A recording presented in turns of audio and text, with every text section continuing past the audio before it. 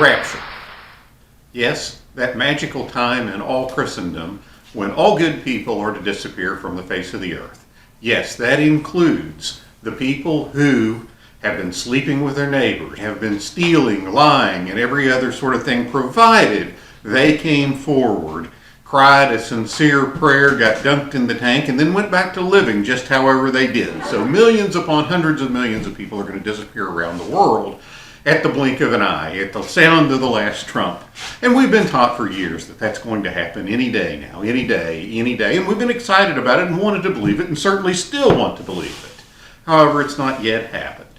Obviously, many people have come to revisit that. Many people have actually started reading Matthew 24 in chronological order as if it is in prose. And when you start doing that, you start seeing that there is no pre-tribulation rapture mentioned in there. But I digress. That's not what we're talking about tonight. Tonight, I want to talk to everybody about another feature. It is not when God is going to rapture the people, but did you know that there is in fact the ability on Facebook for rapturing people? Yes, that's right, ladies and gentlemen.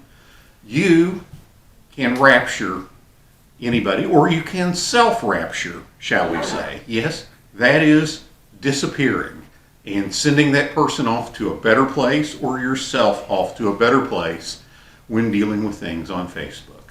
How do we do that? Well, let's just ask ourselves a question. We go to the person that we want to rapture or be raptured from. We call up their profile and we go into the buttons, and somewhere down in there we check on the word blocked. And what happens? Lo and behold, in the twinkling of an eye, ladies and gentlemen, they're off to a better place. And we are off to a better place as well. We don't have to deal with the strife and the worry and the division. I've discovered that recently, ladies and gentlemen. I was engaged in an extensive theological discussion with a couple individuals who I was personally finding to be, how shall I put it? Well, let's just say it this way. If I gave a metaphor about them, all sled dogs would bite me every time they saw it. So I don't want to insult a sled dog, but they were not getting the point that I was trying to make, and I'm sure they in turn felt that I was the devil's advocate, and in fact the devil was appearing pro se. So we had to reach a point where we were better off just to part company. Now that sounds cruel, and that sounds terrible by people's thinking today, but let's think about this for a little bit. Why do we go back and forth? We have moments of weakness, and sometimes we each push each other's buttons and we take the bait. These were people I didn't know from Adam. These were people whom were on a common message board with me, and who frankly wanted, in my opinion, in a very appalling manner, to get on somebody else's grill whom they admittedly had never met. They wanted to play what I call the Torah police. Yes, those people that run around telling everybody how they live. We had examples of this in the 80s, not with the Hebrew roots moments, but Dana Carvey gave us that with Church Lady. They wanted to do their superior dance in front of somebody and to proclaim how much better they were, and anybody that disagreed with them was as guilty, if not worse, than the person for whom they wanted to accuse. I have very little use for anybody like that, and frankly am just flat annoyed.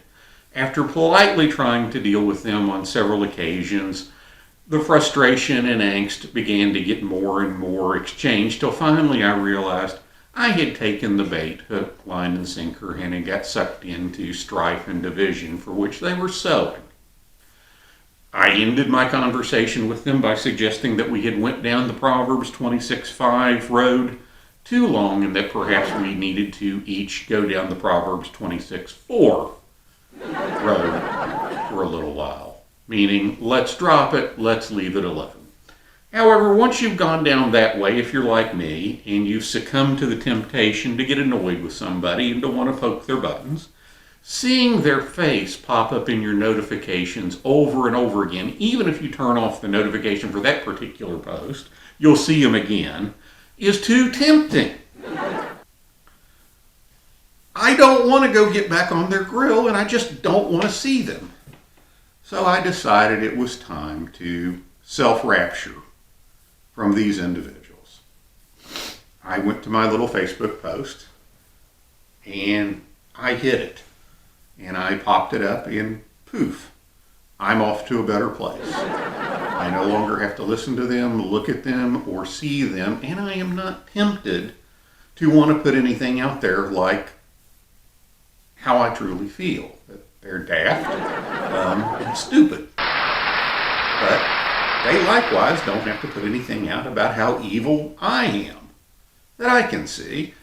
And great, we'll get along with each other. Now that you might say sounds very unchristian-like and mean and no and all of that. But look at Acts 15:39. There's no indication that Paul and Barnabas were having the most pleasant of conversation either. As a matter of fact, what did they do at that particular point? They blocked each other. One went one way with one disciple, one went the other way with the other disciple. We don't see Barnabas popping back up very often in the book that's written. Why? Because Paul was writing most of it. Now, are either of these guys evil? No. They just couldn't get along, and they had enough sense to know it was time to part company. There are so many people out here laying for an offense, laying for something to do. That's the nature of our social media. That's the nature of these things, and that's silly. Particularly with people on message boards where we think we got a common interest, but we find the one or two know-it-alls that actually think they know more than us, and they don't realize that we're the know-it-alls. So, sometimes we're just better off not to argue and let each other be blessed. Let each other be happy and to move on from these things.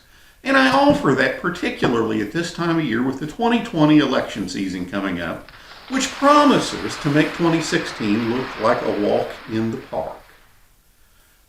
Ladies and gentlemen, we need not constantly get ourselves in an uproar and be upset about certain things. I fully intend this year, ladies and gentlemen, when I've had enough and I've decided and I've heard the last trump, I intend to rapture quite a few people in the blink of an eye. So with that said, ladies and gentlemen, let's not use our religion to do and to justify that which we know to be wrong. Let's get off each other's grill, get out of each other's hair. We don't have to have electronic beads letting everybody know what our business is, when we did what, or what we necessarily think of certain things. If we want to do it and our skin's thick enough, fine. But most of my life, we've been capable of having relationships apart from this silly social media, and I've probably lost more relationships than I've ever gained with it. So, with that said, ladies and gentlemen, be blessed.